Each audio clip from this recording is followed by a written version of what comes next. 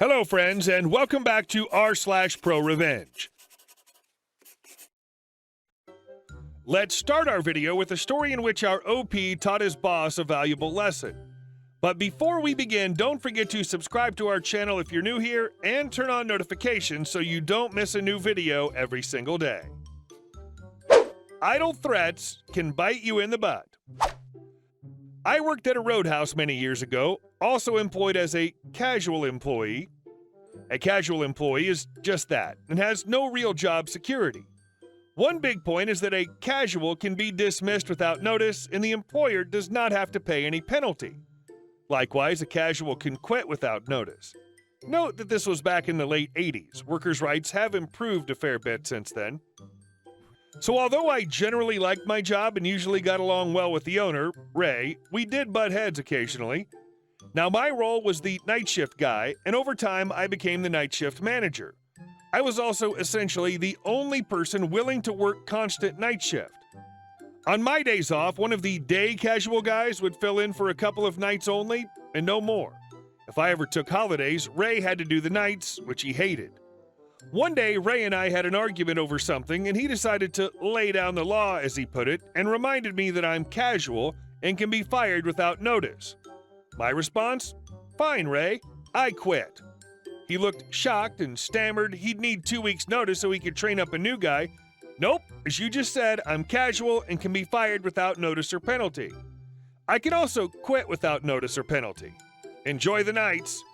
Ray tried to call my bluff, but I just went home. He called less than an hour later, essentially begging me to not quit.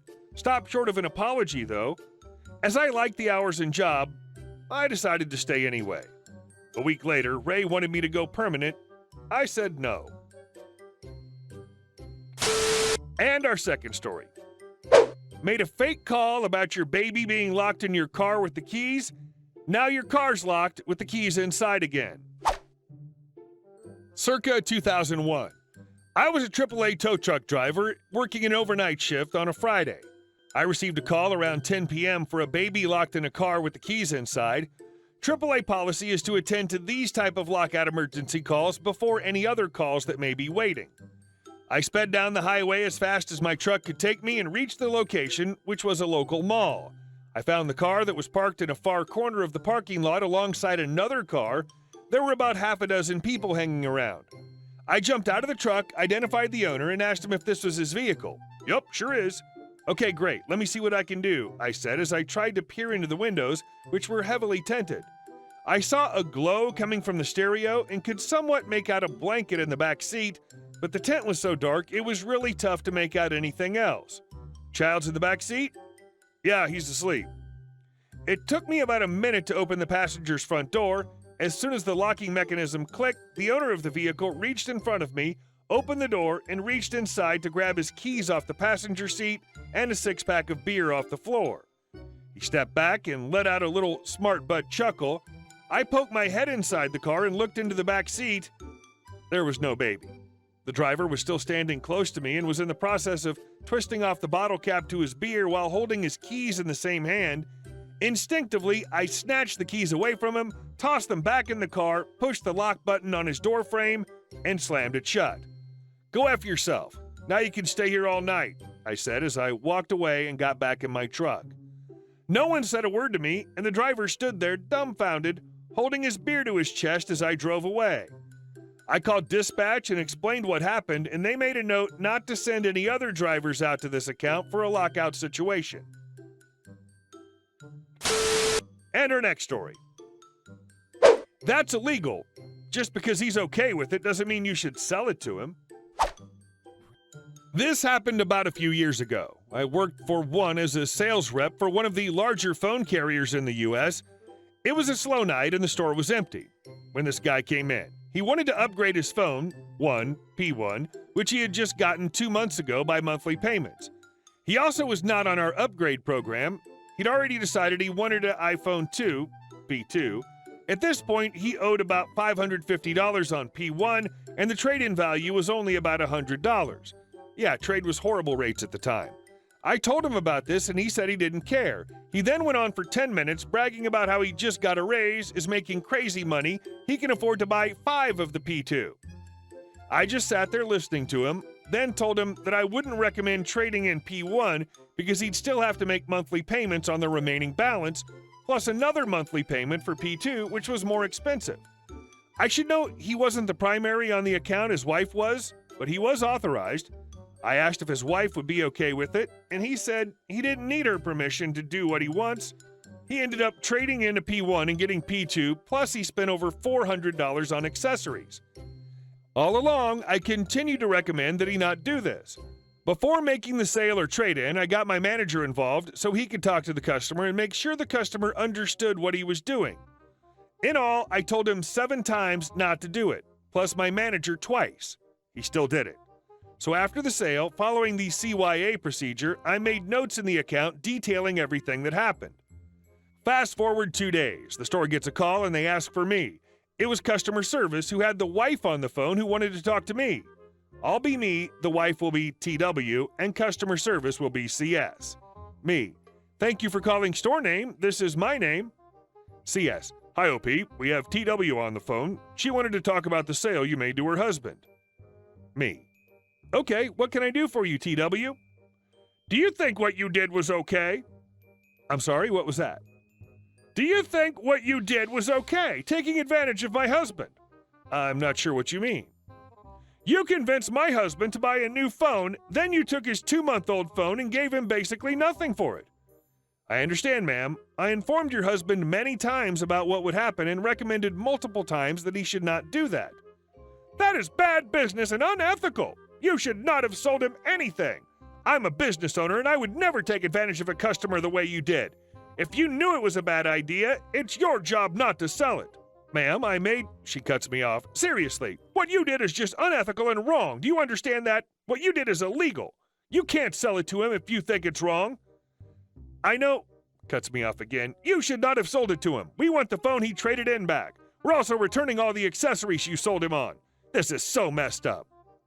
Now I'm getting annoyed for being blamed for this. It's clear the husband told her a different story.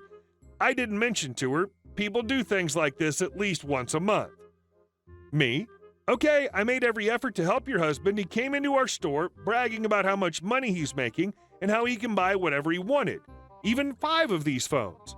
That said, I even got my manager involved so he could hear it from someone else. You cuts me off again. Oh, even your manager was in on it. Wait until I talk to corporate about your store's unethical tactics. Okay, TW. At this point, there's nothing we can do for you on the phone. You can return the accessories if you like. You can talk to my manager about what happened when you get here. Anything else I can do for you? Tell me why you sold the phone to him and thought it was okay to do.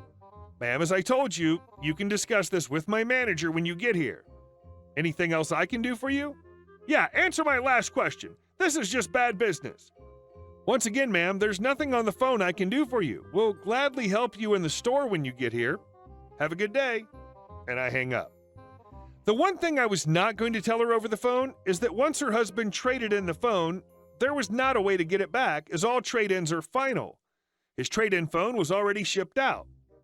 The couple came in later that day, and she was pissed. The husband, however, didn't say a word. I'll skip the dialogue on this one because it's way too long. Simply put, my manager backed me up the entire time, and he helped them return the accessories. I couldn't help myself and went over there and started repeating everything that the husband had bragged to me about, and I even added the line about how he didn't need his wife's permission. The look she gave him when I said that was the best redemption I could ever have. He tried blaming everything on me, and now I was able to bury him for it. After that, she lightened up a little. She then returned the new phone, removed his name as an authorized user, and bought him a flip phone. I can't believe the husband was stupid enough to come back with the wife. Major congrats to you, OP, for standing up to a customer and calling them both out on their stupidity and lack of understanding. But it's not a house. My uncle is a farmer in rural Ohio and has a lot of Amish neighbors. Earlier this year, one of them purchased an old farmhouse not far from my uncle's house. They got into a conversation about what his plans for the property were. The Amishman said the house was in pretty bad shape, but came with a few dozen acres of surrounding land, and he was planning on just removing the house and using the property as farmland. He figured that the cheapest and quickest solution was to just burn the house down. Uncle: Whoa, I'm not sure that's legal. Amishman. Why not? I own the house. There's no other houses nearby that could be damaged. It won't hurt anyone. Uncle.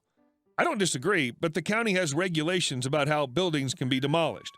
I'm pretty sure that burning down a building is not allowed, even if you own it. You should check with the county sheriff's office first. So the Amishman borrowed my uncle's phone to call the sheriff's office, and it turns out my uncle was right. The sheriff told him that if he set the house on fire, he would have to pay a hefty fine. The Amishman was not very pleased, but thanked my uncle for letting him know. A few weeks passed and nothing happened. Then my uncle was driving home one day and saw that the house had been demolished. It looked to him like someone had just pushed it over with a bulldozer because what was left was a large pile of lumber and roofing and vinyl siding. My uncle assumed they would be paying someone else to haul the wreckage away. And yes, before you say so, I know the Amish can't use bulldozers, but they really have a lot of loopholes in that system of theirs. They can't own modern technology, but there seems to be no prohibition against borrowing or hiring modern technology. Anyway, during work the next day, my uncle sees an enormous column of black smoke rising into the sky. Alarmed, he hops into his truck and follows the smoke cloud and discovers a large crowd of Amish watching a giant greasy bonfire that was the remains of the house. My uncle finds his neighbor in the crowd and walks over. Uncle, so you decided to burn it after all? Amishman, yep. Uncle, what are you going to do when the sheriff comes? Amishman, he already came and went. Uncle, and? Amishman, well, he told me that he'd have to fine me for burning down my house, and I said, but it's not a house. It's just a pile of garbage. Burning your garbage is legal in their county. My uncle routinely does it himself. Uncle, what'd the sheriff say? The Amishman smiled slowly. There wasn't anything he could say. He got into his car and drove away. Hey guys, thank you all for watching the video. I'll see you in the next one.